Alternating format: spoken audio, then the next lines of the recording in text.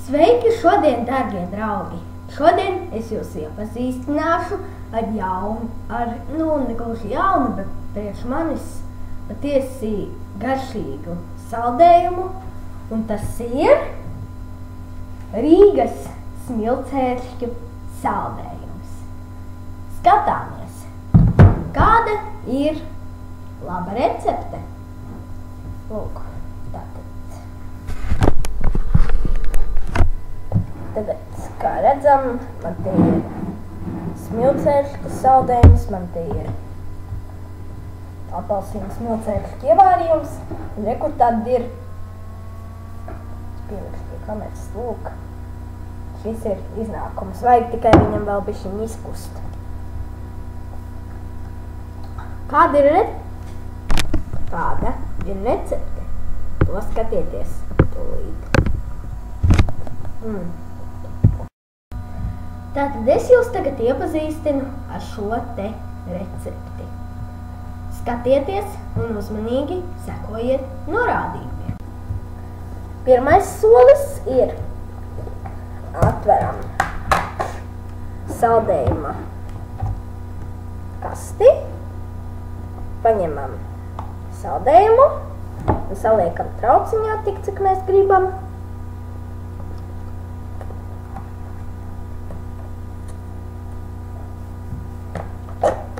Un aizveram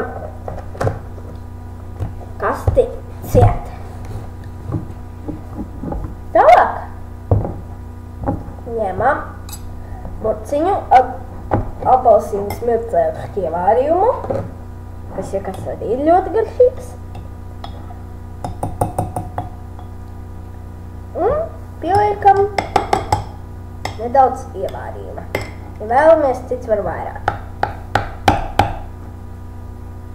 Samaisam. Un tagad jāgaida, kamēr saldējums izkūst. Tad viņš ir īpaši garšīgs. Jā, tagad ievietojam leduskapī visas sastāvdaļas. Kāds un te katram ir tas leduskapis, protams.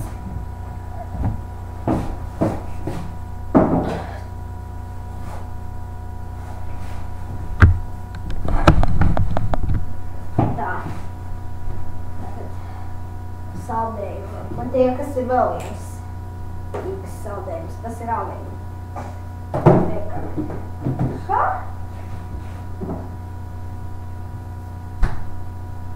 Un šito liekam iekšā leduskapī.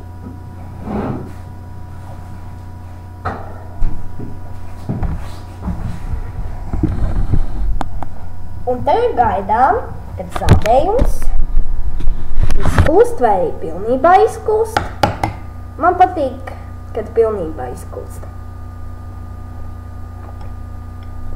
Tad, ja es nevaru nociesties, gan nedaudz paķiksēju no maliņām.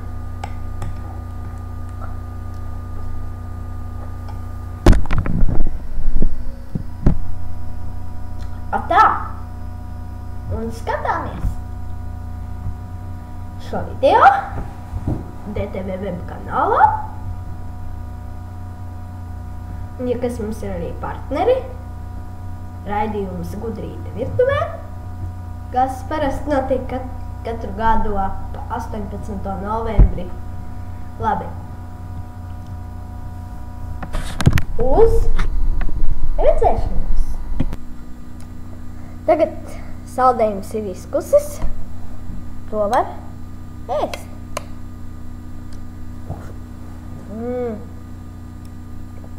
Super.